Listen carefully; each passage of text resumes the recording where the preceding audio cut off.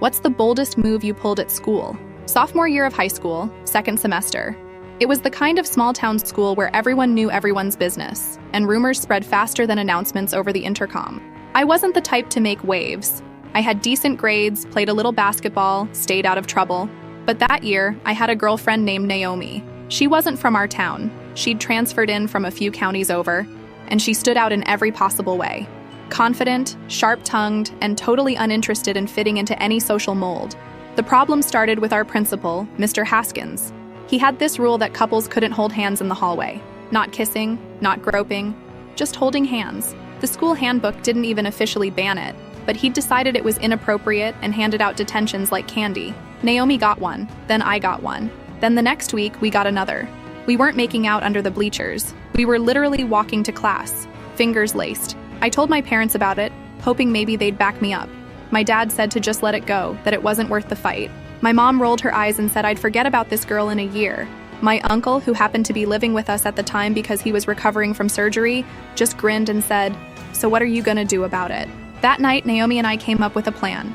The next day, we showed up to school wearing matching white t-shirts with giant black letters that read, PDA. We didn't hold hands. We just walked side by side, letting the shirts speak for us. A few people laughed. A few teachers frowned, but it was harmless. Until lunch, we sat down in the cafeteria and opened our bags. Inside mine was a stack of printouts, dozens of copies of the actual school handbook, highlighting the part that said, "Appropriate physical contact is at staff discretion." Nothing specific about hand-holding. We handed them out, one to each table. Naomi stood up on a chair and said, "We're not trying to start a riot. We just want some consistency."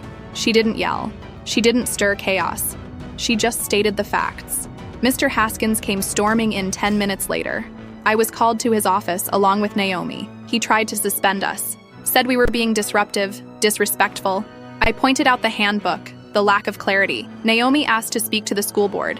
It got messy. My dad showed up at the office red-faced, ready to tear into me, but my uncle followed behind, calm, holding a copy of the handbook and nodding along as Naomi explained the issue. That changed everything.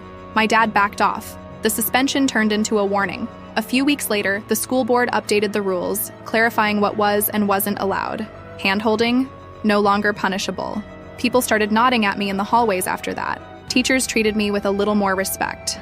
Naomi and I didn't last past the summer, but for a few months we were legends. That stunt didn't just make a point, it made a dent, and it was worth every minute in the principal's office.